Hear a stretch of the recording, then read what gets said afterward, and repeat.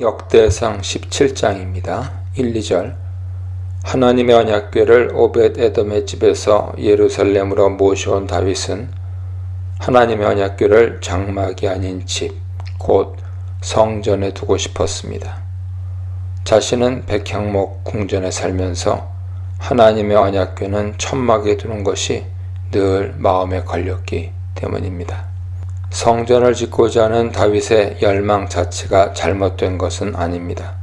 다만 순수한 열망이 때로는 하나님 나라 역사와 부합하지 않을 수도 있을 뿐입니다. 4절입니다. 하나님은 다윗의 성전 건축을 허락하지 않으셨습니다. 이것은 성전 건축 자체를 금하신 것이 아닙니다. 히브리 문장의 강조점이 너에 있기 때문에 다른 사람은 가능하다는 것을 암시합니다. 역대기 전체 관점에서 볼 때도 다윗의 성전 건축 계획은 하나님을 기쁘시게 했습니다. 역대하 6장 8절 보세요. 다윗을 통한 성전 건축이 거부된 이유는 다윗 개인이 부정해서가 아니라 전쟁에서 피를 많이 흘린 사실 자체가 평화의 성전과 부합하지 않았기 때문입니다. 5, 6절입니다. 출애굽 이후로 줄곧 하나님은 집에 계시지 않고 장막에 거하셨습니다. 고정된 곳이 아니라 그의 백성 이스라엘이 가는 모든 곳으로 함께 이동하셨습니다. 그리고 이스라엘의 어떤 지도자들에게도 화려한 성전을 건축해달라고 요구하지 않으셨습니다. 이는 하나님의 임재가 하나님의 주권과 자유에 달려있기 때문입니다. 하나님의 임재는 누구의 제안이나 조종에 의한 것이 아님이 분명합니다. 예배 처소는 하나님이 선택하는 것이지 인간의 의지에 달린 것이 아닙니다. 7절로 10절입니다. 하나님이 다윗을 이스라엘의 주권자, 곧 왕으로 삼으셨습니다. 또한 이스라엘 백성도 더 이상 이곳저곳으로 옮겨 다니는 불안한 삶을 살지 않아도 됩니다. 이는 하나님께서 이스라엘의 모든 대적을 다윗 앞에 무릎 꿇게 하셨기 때문입니다. 다윗이 하나님의 거처를 마련한 것이 아니라 하나님께서 그의 집을 세우시고 그의 백성에게 거주할 곳을 마련하신 것입니다. 하나님 나라 역사는 인간이 하나님의 집을 짓는 것이 아니라 하나님이 그의 백성의 집을 건축하는 것입니다. 11절입니다. 하나님은 다윗이 죽은 후에 그의 아들 중 하나를 세워 그의 나라를 견고하게 하실 것을 약속하셨습니다. 분명히 아들은 역대기 문맥에서 볼 때 성전을 건축할 솔로몬을 암시하죠. 그러나 문자적으로 살펴보면 이 아들은 다윗의 아들들로부터 올 자이기도 합니다. 결국 그 아들은 하나님이 친히 선택하신 다윗의 씨, 자손을 의미합니다. 궁극적으로 예수 그리스도가 다윗의 자손으로 이 땅에 오셨습니다. 12절입니다. 하나님이 선택하여 세우신 다윗의 아들이 성전을 건축하게 될 것입니다. 이것은 당시 고대 근동의 왕들이 신전을 세우고 그들의 왕조에 대한 정통성과 영원성을 확보하려 했던 것과는 다릅니다. 이는 다윗이 아니라 하나님이 먼저 그의 왕조를 세우시고 그 후에야 하나님이 선택하신 왕이 성전을 건축하게 될 것이기 때문입니다. 하나님의 임재를 상징하는 거처는 철저히 하나님의 은혜와 주권 아래에 있습니다.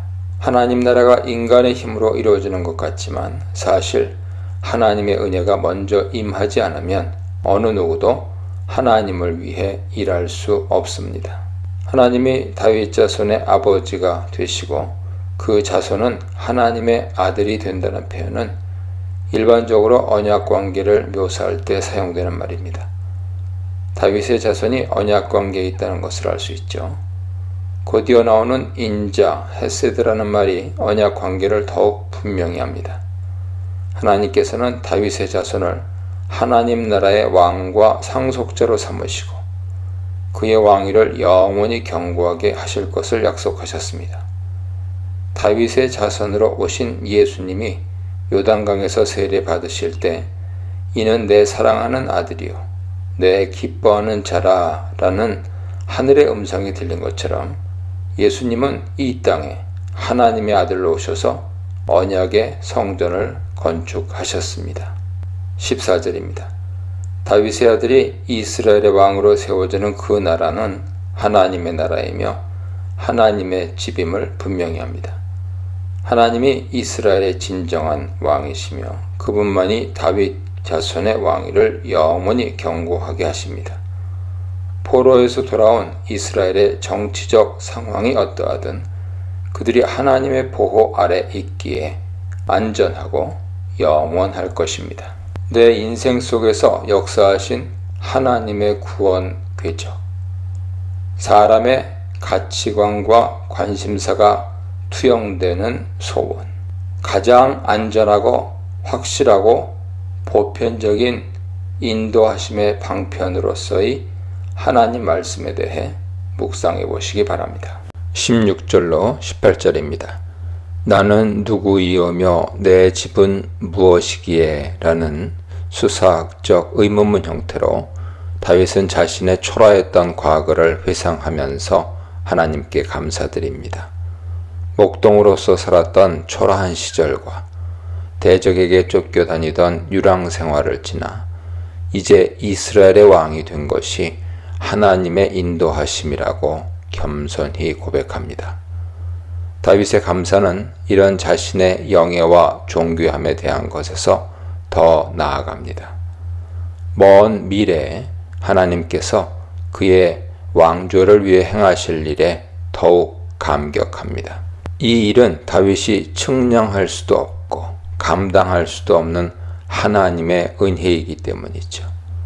참 신앙은 과거를 돌아보면서 현재의 의미를 찾고 미래의 비전을 꿈꾸는 것입니다. 하나님 나라 역사 의식을 지닌 자가 하나님의 은혜를 깨달을 수 있고 하나님의 은혜를 경험한 자가 감사 기도를 드릴 수 있습니다. 19절입니다. 다윗은 여호와께서 자신을 이스라엘의 존귀한 주권자로 세우신 것과 나라를 영원히 견고하게 하실 일을 큰 일로 표현했습니다. 다윗은 하나님께서 주권적으로 행하실 이 큰 일에 대해 감사를 표현했습니다. 과거에 은혜 받은 일을 깨닫고 감사하는 일도 쉽지 않겠지만 아직 이루어지지 않은 일을 믿음으로 바라고 확신하며 감사하는 일은 더 쉽지 않는 일입니다. 공동체 지도자는 하나님 나라의 비전을 품고 그것이 이루어질 것을 신뢰하며 감사합니다. 21절입니다. 다윗은 이미 자신이 들은 대로 여호와는 오직 유일하신 하나님이라고 찬양합니다. 다윗과 그의 왕조를 영원히 세우는 큰 일을 행하실 분은 오직 하나님 한 분뿐이죠. 이제 다윗은 자신뿐 아니라 이스라엘과 관련해 하나님을 찬양합니다. 하나님은 이스라엘을 이집트에서 구원하기 위해 대적에게 재앙을 내리셨을 뿐 아니라 이스라엘 백성이 정착할 땅을 주기 위해 가나안의 모든 민족을 쫓아내기도 하셨습니다. 하나님은 이스라엘을 이집트에서 구원하기 위해 대적에게 재앙을 내리셨을 뿐 아니라 이스라엘 백성이 정착할 땅을 주기 위해 가나안의 모든 민족을 쫓아내기도 하셨습니다. 이스라엘 역사 속에서 하나님은 대적을 심판하시되 자신의 백성은 구원하십니다. 22절입니다. 하나님께서 이스라엘을 영원히 하나님의 백성으로 삼으신 것을 찬양합니다. 하나님께서 이스라엘과 하나님 나라 언약을 맺으시는데 이 언약은 아브라함 이래 계속 이어져 온 것입니다. 하나님께서 이스라엘의 진정한 왕이 되어 자신의 백성을 영원히 통치하시고 백성은 하나님께 순종함으로써 언약 관계가 유지됩니다. 왕국이 하나님 나라 언약에 기초하고 있음을 이해하면서 다윗은 온 마음으로 하나님을 찬양합니다. 찬양은 언약 관계를 유지하는 가장 좋은 방법일 뿐 아니라 언약 백성의 특권이기도 합니다. 23절입니다. 다윗은 하나님을 향한 찬양을 마친 후에 하나님의 약속이 영원히 이어지길 간구합니다. 하나님 나라 언약이 후손들의 믿음이나 순종과도 관련되어 있지만 다윗은 그 약속의 궁극적인 성취가 전적으로 하나님의 손에 달려 있음을 믿고 간구합니다. 중요한 사실은 다윗이 하나님께 말씀하신 대로 행하사라고 말하고 있다는 점입니다. 다윗은 그의 왕위를 영속하게 할 것이라는 하나님의 말씀을 잘 기억하고 그 언약의 말씀대로 하나님께서 나라와 백성에게 복 주시길 간구합니다. 가장 영향력 있는 기도는 언약의 말씀을 붙들고 하는 기도입니다. 24절입니다. 이제 다윗은 초점을 자신의 왕조에서 하나님의 이름을 높이는 찬양으로 이동시킵니다. 다윗은 자신의 이름을 위대하게 만들어 주겠다는 하나님의 약속을 철저히 의지합니다. 하지만 이보다 다윗이 더 중요하게 생각하는 것은 하나님의 이름이 높아지는 것이죠. 왕국이 견고히 서는 것과 하나님의 이름이 영원히 높임을 받는 것이 밀접하게 연관되어 있습니다. 신앙 성숙의 척도는 관심이 나에게 있느냐 아니면 하나님께 있느냐입니다. 하나님께 관심을 두고 사는 자는 모든 일을 하나님이 기뻐하실지 먼저 생각하고 합니다. 25절로 27절입니다. 나라를 영원히 경고케 하신다는 하나님의 약속을 다윗은 좋은 것 혹은 복으로 표현합니다.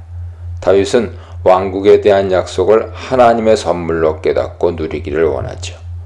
이 복을 영원히 누리리이다. 메보라흘라홀람. 이 말은 문법적으로 복을 영원히 누리고 있다는 진행적인 의미를 포함하고 있습니다. 그러므로 이것은 단순히 미래적인 것만을 의미하지 않고 현재를 근거로 미래에 완성된 복을 계속 누리겠다는 말입니다. 이것은 다윗뿐 아니라 온 인류가 누릴 수 있는 복이죠. 복을 구하는 것도 중요하지만 받은 복을 누리는 것은 더 중요합니다. 왜냐하면 하나님이 주신 복을 누릴 줄 모르는 사람은 하나님 나라 비전도 꿈꿀 수 없기 때문입니다. 더 많은 복을 구하기보다 이미 주신 복을 헤아림에 대하여 정체성을 부여하는 언약. 하나님의 말씀은 기도의 불씨를 되살려주고 기도의 방향을 조정해 줌에 대해 묵상해 보시기 바랍니다. 역대상 18장입니다. 1, 2절. 오랫동안 이스라엘을 괴롭혀온 블레셋과의 전쟁에서 다윗은 이미 2번이나 승리한 적이 있었습니다. 그러나 아직도 이들은 이스라엘에게 위협적인 존재였죠. 다윗은 주변 나라를 정복하기 전에 먼저 블레셋의 주요 도시 가드를 공격합니다. 또한 가까이에 있는 모압을 쳐서 항복시키고 조공을 바치게 합니다. 그 후에 라는 표현은 이러한 다윗의 승리가 하나님의 약속 성취라는 것을 보여줍니다. 다윗의 나라는 하나님의 언약의 근거에서 세워진 하나님 나라. 3절로 6절입니다. 유브라데 강가에서 북아람 소왕국인 소바왕 하닷 에셀이 세력을 넓혀 영토를 확장하려고 할 때 다윗이 하마까지 공격하여 정복합니다. 하닷 에셀을 도우러 온 아람 연합군인 다메섹 아람 사람들과도 싸워 승리합니다. 특히 유브라데 하맛 지역은 하나님이 아브라함에게 약속으로 주신 땅입니다. 다윗의 정복 전쟁은 하나님 나라 언약을 성취하는 것이죠. 모든 전쟁 가운데 하나님께서 함께 하시고 다윗에게 승리를 안겨주셨습니다. 목동 시절부터 전쟁이 하나님께 속하였다고 고백한 다윗에게 하나님은 언제나 든든한 후원자셨습니다. 7, 8절입니다. 다윗은 하다데셀의 신하들이 가진 금 방패를 빼앗아 예루살렘으로 가져오고 하다데셀의 성읍 디브학과 군에서 많은 놋, 구리도 가져왔습니다. 이런 전리품들을 다윗은 하나님께 성별하여 드렸고 그의 아들 솔로몬은 이것들로 성전의 놋대야와 기둥, 놋그릇을 만들었습니다. 다윗은 비록 성전을 건축하지는 못했지만 성전 건축에 필요한 재료를 준비했습니다. 전쟁에서 승리를 주신 분이 하나님임을 고백하고 승리의 전리품을 하나님께 드린 것입니다. 이는 거룩한 전쟁, 헤렘 전쟁의 기본 특성입니다. 9절로 11절입니다. 다윗이 하닷에셀을 무찔렀다는 소식을 듣고 하마당 도우의 아들 하도람이 금, 은, 노스로 된 여러 그릇들을 바칩니다. 다윗은 이 곡물들 역시 에돔과 여러 다른 정복자들에게서 가져온 전리품들과 함께 여호와께 드립니다. 다윗이 이런 전리품과 곡물을 하나님께 드린 이유는 자신의 승리가 하나님께 온 것임을 알았기 때문이죠. 또한 이것은 선지자들이 예언하는 이스라엘의 종말론적 미래에 대한 예시이기도 합니다. 다윗 왕국은 하나님이 사랑으로 나라를 통치하며 그로 인해 백성들에게 평안과 안식이 넘친다는 하나님 나라에 대한 종말론적 예표입니다. 12, 13절입니다. 다윗이 정복한 민족들 가운데 에돔이 언급됩니다. 다윗의 부하 아비새는 18,000명의 에돔인을 죽였습니다. 다윗이 어디로 가든지 여호와께서 이기게 하셨다라는 말의 반복은 다윗의 부하의 승리도 하나님이 주신 것임을 강조하는 것입니다. 다윗을 향한 하나님의 도우심은 장소와 대상의 제한을 받지 않습니다. 그러므로 다윗이 수행한 모든 전쟁은 다윗 개인의 전쟁이 아니라 하나님께서 하신 거룩한 전쟁이었습니다. 역대기 저자는 포로에서 돌아온 이스라엘 백성은 하나님의 거룩한 전쟁을 통해 건진받은 거룩한 자들임을 드러내고 있습니다. 거룩한 전쟁이 하나님의 백성에게는 구원을 가져다 주지만 대적에게는 무서운 심판이 됩니다. 14절입니다. 하나님의 도우심으로 전쟁에서 승리한 다윗은 하나님의 백성을 정의와 공평으로 통치합니다. 정의와 공의는 이상적인 왕의 통치에서 나오는 것으로서 하나님의 의로운 통치를 백성들에게 대행하는 것을 의미하죠. 하나님의 통치가 임하는 모든 곳이 하나님의 나라입니다. 다윗은 백성을 올바르게 통치함으로써 하나님 나라가 온전하게 임하게 했습니다. 하나님께서 사람을 하나님의 형상, 즉 대리 통치자로 창조하신 이유는 하나님의 나라를 바르게 세우기 위함입니다. 15절로 17절입니다. 다윗은 정복 전쟁을 통해 영토를 확장하고 왕국을 효과적으로 관리할 자들을 조직합니다. 요압은 군대사령관, 여호사밧은 행정장관이 되었습니다. 행정장관인 여호사밧은 왕국의 일을 기록하고 왕의 대변인으로서 사역했을 것입니다. 사독과 아비멜렉은 제사장, 사워사는 서기관, 브나야는 용병 관리, 다윗의 아들들은 신하들의 우두머리가 되어 일했습니다. 전투를 통해 나라를 세우는 것도 중요하지만 그 나라가 유지되도록 필요한 조직을 세우고 질서를 잡는 것도 무척 중요합니다. 하나님이 통치하는 나라에서 빠져서는 안 될 핵심 조직은 신앙의 중심을 잡는 제사장, 행정을 수반하는 관리, 나라를 대적에서 보호할 수 있는 군대, 그리고 왕을 보조하는 참모입니다. 승리와 형통의 비결인 하나님의 동행, 시대의 영적인 정세 간파, 사역의 중요한 원리인 위임과 동역에 대해 묵상해 보시기 바랍니다. 역대상 19장입니다. 1, 2절. 나하스는 사울왕과 매우 관계가 좋지 않았습니다. 그래서 아마도 다윗이 사울을 피해 유랑 생활을 할 때 다윗과 나하스는 평화 관계였을 가능성이 큽니다. 실제로 다윗이 압살롬의 반역을 피해 요단 동편 마하나임으로 피했을 때 나하스의 아들 한운 말고 또 다른 아들 솝입니다. 아들이 다윗을 영접하며 군사들을 공개했습니다. 이런 역사적 배경 때문에 다윗은 왕이 된 후에 정복 전쟁을 수행하면서도 암몬과는 평화 관계를 유지하고 있었습니다. 다윗은 암몬 왕 나하스가 죽은 이후에도 나하스와의 예정을 생각해서 그의 아들 한운과 평화 조약을 맺으려고 했던 것입니다. 이것은 암몬이 하나님 나라 백성과 평화의 관계를 맺을 수 있었던 절호의 기회였습니다. 3절로 5절입니다. 암몬과의 평화 관계를 유지하려는 다윗의 선한 의도를 오해하고 암몬 사람들은 조문 사절단에게 치욕을 줬습니다. 한온은 신하들의 말만 듣고 다윗의 조문 사절을 정탐꾼으로 그들의 수염을 깎고 엉덩이가 드러나도록 옷을 도려내었습니다. 이것은 다윗과 이스라엘 백성에게 매우 수치스러운 일이었을 뿐 아니라 평화 조약을 맺지 않고 전쟁을 선포하겠다는 선전포고나 다름없었습니다. 이사야 20장 4절 보세요. 다윗은 모욕당한 사절들을 여리고에 머물도록 배려했습니다. 암몬 왕 한운의 어리석은 불신이 전쟁을 자초하게 되고 암몬은 패망의 길을 향해 나갑니다. 6, 7절입니다. 다윗에게 미움을 사게 된 줄을 안 한운이 먼저 전쟁을 준비합니다. 그는 은 1000달란트로 이웃 아람의 군사들을 용병으로 고용합니다. 시리아 북쪽에 있는 유브라데강 근방 지역의 아람 나하라임, 헤브론산 남쪽의 아람 마아가, 벨롭과 하마 사이에 있는 소바에서 용병을 모아서 암몬의 최남단 지역인 메드바에 진쳤습니다. 암몬 왕 한우는 이 정도 군대면 다윗의 군대를 충분히 상대할 수 있다고 생각했습니다. 돈이 있으면 필요한 사람을 쓸 수 있고 사람이 있으면 불가능한 일이 없다는 물질 만능주의적인 사고가 결국 죽음의 길을 엽니다.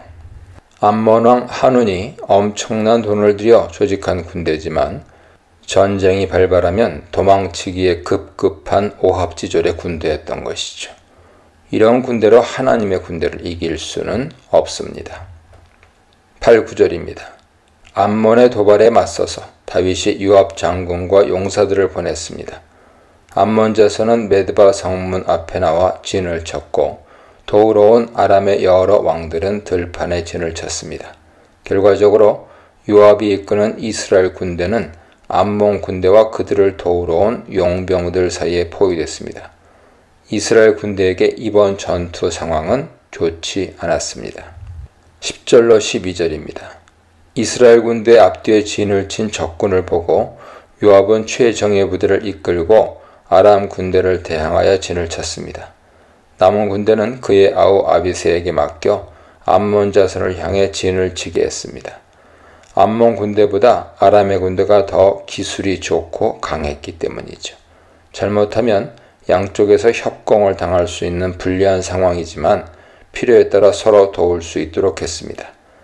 이스라엘 군대는 좋지 않은 전투 상황을 불평하지 않고 바로 그 상황에서 어떻게 대적을 상대할지 전략을 짰습니다.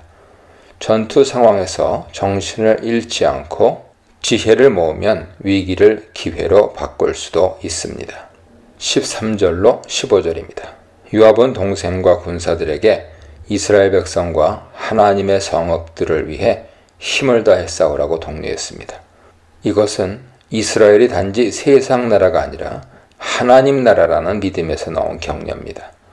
요압은 여호와께서 선한 일을 이루실 것이라며 군사들을 신앙으로 무장시켰습니다.